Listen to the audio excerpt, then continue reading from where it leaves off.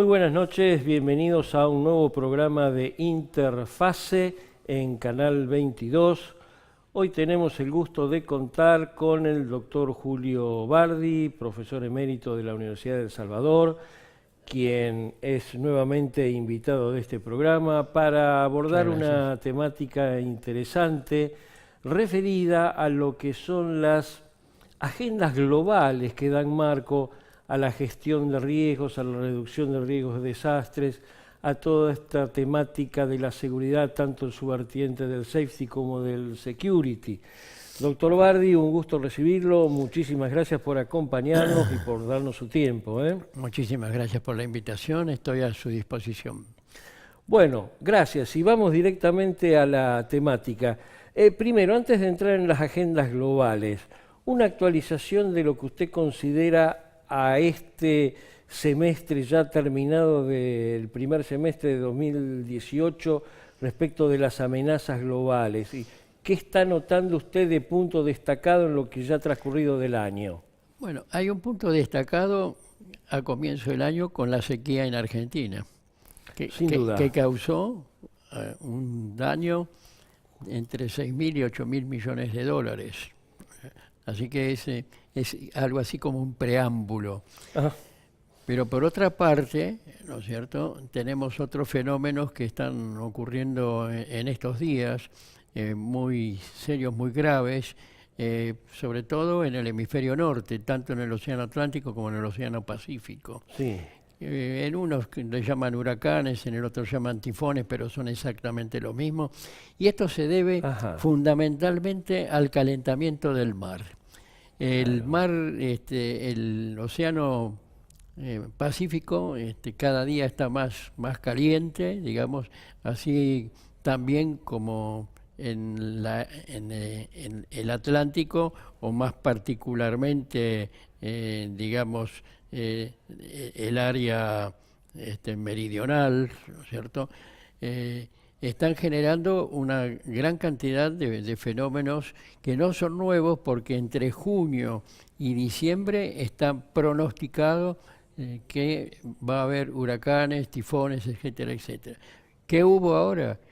En Japón, el Jebi, ¿no es cierto?, un tifón de 220 kilómetros por hora que arrasó la ciudad. Menos mal que Japón está muy preparado, posiblemente es uno de los países que tiene más alta resiliencia del mundo, a raíz de todo lo que les ha pasado, porque hay que recordar que el 11 de marzo del año 2011, ¿no es cierto?, tuvo una combinación triple que fue, ¿no es cierto?, primero un terremoto seguido de un tsunami, y después, como las olas sobrepasaron el paredón frente a la triple central nuclear de Fukushima, el agua se volcó sobre la central nuclear, con lo cual dejó a una buena parte de la población sin electricidad, y además toda la contaminación nuclear, hasta nuestros días aún permanece, ¿no es cierto?, con lo cual eso generó del orden de me estoy refiriendo al 2011, del orden de las 200.000 personas muertas, 3.000 y pico. 15.000 los muertos, alrededor de 15.000. No, muchísimos más, porque... 200.000 serían desplazados.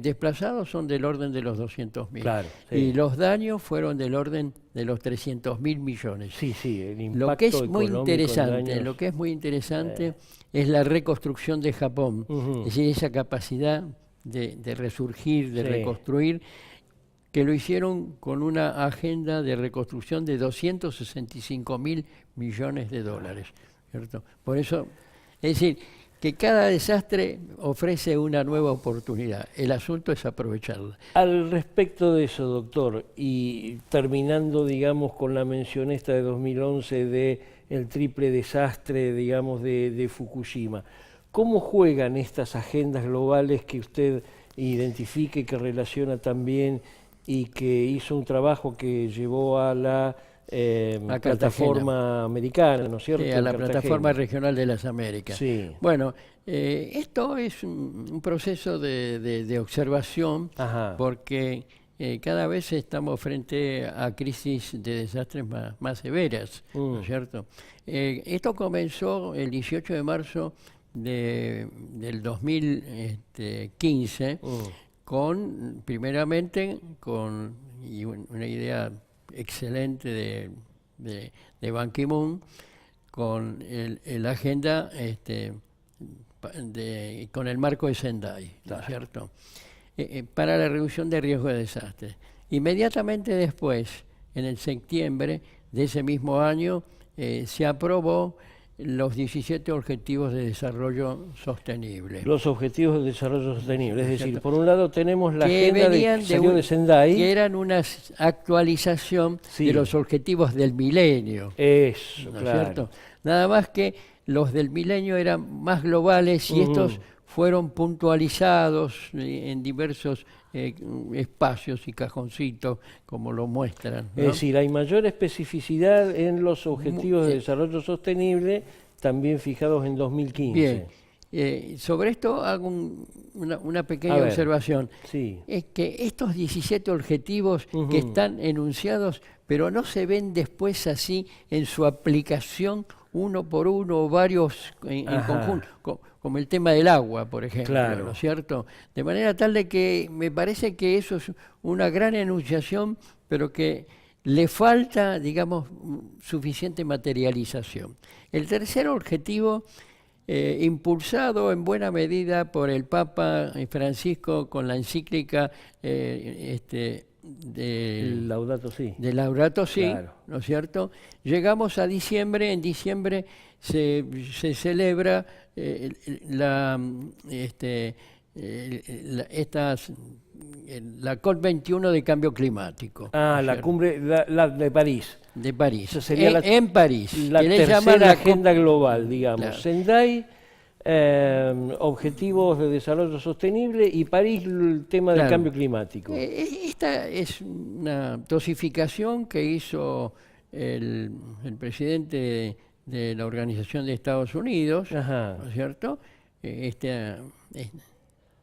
Una triple acción, digamos, porque están estos íntimamente relacionados. Sin Más duda. Aún, cuando ocurre Cancún, ¿no es cierto? El año pasado, en el mes de mayo, ¿no es cierto? ¿Qué hace? ¿No es cierto? La Plataforma Mundial de Reducción de Riesgo de Desastre lleva a cabo un plenario tratando los tres temas, ¿no es cierto? ¿Por qué? Porque ya no se trata solamente de la reducción de riesgo de desastre, sino que yo tengo que mirar la evolución del cambio climático y con vistas, digamos, a la sostenibilidad del desarrollo. Claro. Por supuesto que hay una serie de protocolos, etcétera, etcétera. Sendai fija 7 metas, 13 principios, 4 prioridades de acción, y acá me detengo sobre las prioridades de acción. Porque la primera prioridad de acción es precisamente comprender el riesgo. Y esto, que parece así tan sencillo, no es un tema suficientemente instalado. Si lo llevamos al caso de la República Argentina, y yo le pregunto a los 2.200 intendentes, ¿qué es esto de comprender el riesgo? No, me van a hablar de las inundaciones, ¿no es cierto? Básicamente, me van a hablar del evento adverso más común en nuestro país. De lo de todos los días, ¿no es cierto? Pero si ellos instalan, ¿no es cierto?, la comprensión del riesgo, no en los directivos, en la gente, ¿no es cierto? Claro, llegar a la comunidad. Para generar una resiliencia que les permita sobreponerse a las adversidades. Este es el secreto de Japón, ¿cierto? Fíjese usted, en Fukushima, después de lo que ocurrió, que en un radio de 21 kilómetros eso quedó totalmente aislado, ¿no? Se ofrecieron últimamente todas las personas mayores de 70 años que habían trabajado en las centrales para la recuperación de la zona, pensando que hay un riesgo, ¿no es cierto? Sí, remanente, pero riesgo al fin, y se presentaron a trabajar voluntariamente, claro. No los convocó nadie, sí. ¿No es cierto? Esto es lo que, si esto sigue avanzando, vamos a necesitar muchas dosis de conciencia, de tomar conciencia de solidaridad social, de voluntariedad, sí. De voluntarios espontáneos, que es otro tema que hemos desarrollado en forma muy interesante con una representante de la Universidad de Manchester. Y ahora paso, ¿no es cierto?, a un nuevo informe de Naciones Unidas del año pasado, sí. Que prácticamente casi no ha tenido difusión, ¿no es cierto? Una porque llegó y ahí quedó ahí quietito en internet. Yo tuve oportunidad, por supuesto, de bajarlo. Y aquí que nos encontramos ya, que ellos ya están pensando en forma mucho más avanzada, ¿no es cierto? ¿Por qué? Porque todo esto está ligado a la gente, ¿no? Claro. Entonces, en el 2016 hubo una cumbre humanitaria en Estocolmo, sí. Donde precisamente se señalaron cuestiones de fondo y muy graves. ¿Por qué? Porque hay del orden de los 120, 130 millones de personas, ¿no es cierto?, que están, ¿no es cierto?, en diversos estados según que provienen o de las guerras o de las migraciones. Hoy tenemos en América Latina... Sí, hay un vasto desplazamiento, tenemos en marcha... Un vasto desplazamiento. Una situación declarada por Naciones Unidas, ¿no es cierto? Exactamente. Una crisis compleja y un marco de desplazados, se habla de 1,5 millones, 2 millones. En este momento el éxodo de Venezuela alcanza a 4 millones de personas, que se han repartido por diversos países, sí. ¿No es cierto? Sí. Y el año pasado hubo más de 300.000 personas que ingresaron a la Argentina. Claro. Y creo que este año me parece que vamos a tener resultados... Seguro que se va a superar esas cifras. Sí, exactamente. Uno cotidianamente. Cotidianamente. Y el quinto aspecto, sí. También que contempla esta publicación de Naciones Unidas, es el relacionado con la agenda urbana. Claro. ¿Por qué? Porque en este fenómeno también que es de características mundiales, de los 7.200 millones de habitantes que tiene el mundo hoy en estos momentos, pero que está proyectado a más de 9.700, ¿no es cierto?, está generando, digamos, una concentración en las ciudades. Claro. Se estima que en el mundo el 75% de la población va a estar en las ciudades. Con lo cual, sí. Y esto es una reflexión que hacíamos hace unos días en el doctorado de Geografía de la Universidad de El Salvador, ajá. ¿No es cierto?, porque el doctorado es abierto, hay discusiones, son claro. Todos profesionales, ¿no es cierto? Y estábamos diciendo que esta situación, ¿no es cierto?, tiende a aumentar el riesgo. Es decir, el progreso genera más riesgo. Hay una complejidad del riesgo, digamos, a través del crecimiento de estas megalópolis. Claro. Que dice, evidentemente en Argentina dice que la mayor mortalidad son en este momento los accidentes viales, sí. ¿No es cierto? Bueno, la velocidad de los automóviles, ¿no es cierto? Evidentemente con las galeras, sí. No, eso no iba a ocurrir. Eso no estaba, pero... Así que estamos en presencia de que la ciencia y la tecnología van proveyéndole al hombre más elementos, ¿no es cierto? Pero el hombre...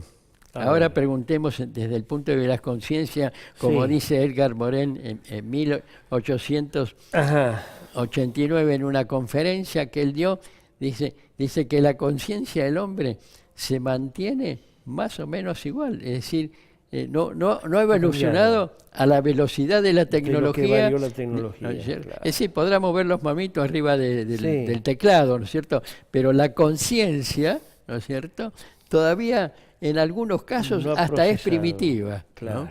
Y este es un pensador, un filósofo que hay que escucharlo, ¿no es cierto? Así que tenemos la triada del año 2015 por un lado. Que eran Sendai por un lado, la cumbre mundial, ¿no es cierto?, para la reducción de riesgo de desastres.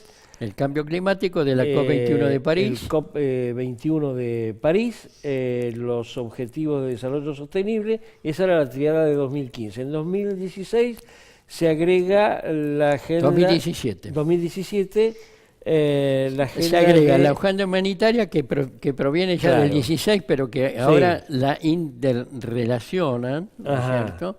Y la agenda urbana como proceso creciente, digamos, de alimentación de las ciudades. Tanto es así que ahora, fíjese, este es un hecho curioso. Yo recibí hace poquito una invitación donde reúnen no a las naciones, sino a las ciudades por el tema del cambio climático. Esto lo decía uno de nuestros profesores científicos, Carlos Sereño.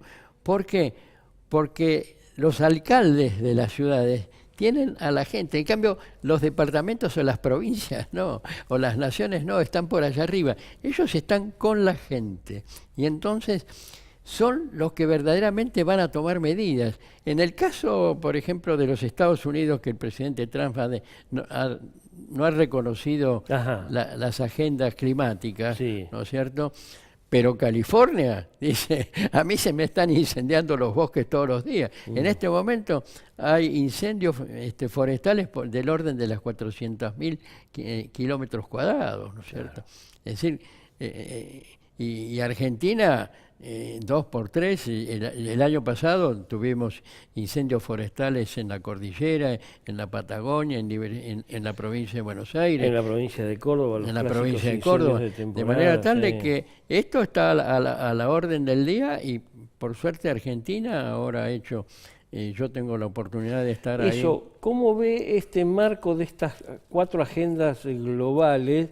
Es decir, ¿cómo está Argentina respecto de esas agendas? ¿Qué aprecia usted de la situación en Argentina respecto de esas agendas? Bien, yo creo que hay un hecho histórico en caso de Argentina, porque primeramente y primariamente no tenía ley nacional. Es decir, felizmente en el año 2016 el Congreso Nacional, por unanimidad, en el periodo Macri, ¿no es cierto?, aprobó la ley 27.287 de un sistema integral de reducción del riesgo. No dice de qué riesgo, del riesgo.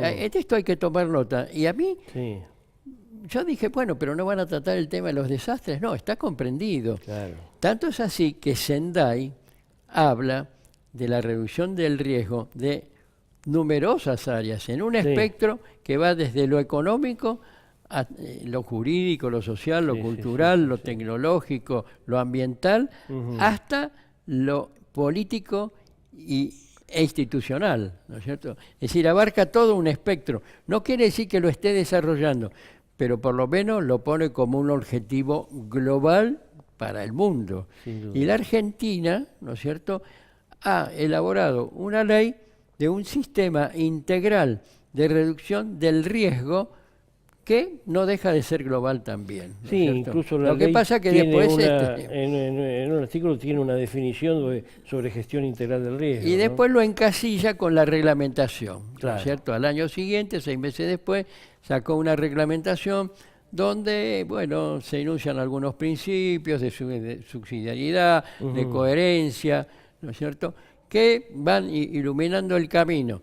Lo más importante de todo es que la ley es un tema genérico, ¿no es cierto?, pero hay que bajar línea. Esa bajada de línea la hicieron por primera vez con el Plan Nacional de Reducción de Riesgo de Desastre, que tiene entre 9 y 11 ejes estratégicos. Y en esos ejes estratégicos están marcando cuáles son las amenazas, cuáles son los peligros que... Eso lo estableció el poder público, las autoridades respectivas, Ministerio de Seguridad, Secretaría de Protección Civil, Protección Civil. Riesgo, establecieron ese plan nacional con esos 11 ejes. Y con esta particularidad, ¿no es cierto? Un antecedente. La ley contempla la participación de todas las provincias, sí, es decir, de las 24 jurisdicciones, y por el otro lado, de todos los ministerios, con una sola secretaría.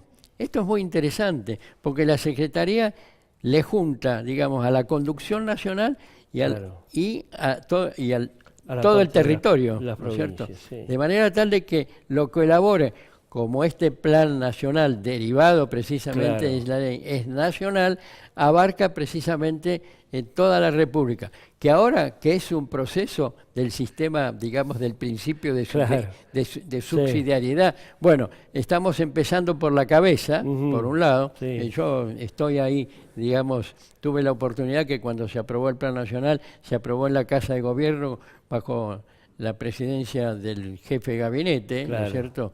Y cuando terminó la reunión, que estaba la Patricia Bullrich ahí, dijo, aprobado el plan nacional. Y yo dije, y le dije también al secretario Renda, esto es un hecho histórico. ¿Por qué? Porque desde 1810 hasta la fecha nunca habíamos tenido un plan nacional marcando los ejes estratégicos. Es interesante esta importancia que usted le da al diseño que estableció la ley, ¿no es cierto?, y a la forma en que el poder público lo está llevando adelante mediante este plan y cómo se empieza a trabajar el mismo ya bajando al detalle. ¿Cómo se trabaja? El plan es 2018-2023, es un plan a 5 años, pero hay que hacer los planes anuales. Y la semana pasada yo estuve presente, ¿no es cierto?, todos estos señores de los ejes estratégicos para hacer el Plan Nacional 2019, ¿no es cierto? Doctor, vamos redondeando el tema. Nos ha hecho un pantallazo acerca de las 4 agendas globales, hablamos de cuál era la perspectiva con la que ve usted esta temática y la relación en la República Argentina. Una reflexión final como para cerrar nuestro programa. Una reflexión, la primera es que el riesgo y la incertidumbre corren paralelas y están en el ADN de la humanidad. El temor, el miedo a. En unos con mayor intensidad, en otros con menor intensidad. Aquellos que están más amenazados se supone que están más preparados, como es el caso del Japón, que es un verdadero ejemplo de una palabrita difícil de pronunciar, poco conocida, que se llama resiliencia. Resiliencia. Muchas gracias, doctor Julio Bardi. Ha sido un lujo contar con las reflexiones del doctor Bardi en nuestro programa Interfase. Muchas gracias a toda la gente de Canal 22 que hace posible la salida de nuestro programa y muy buenas noches a todos.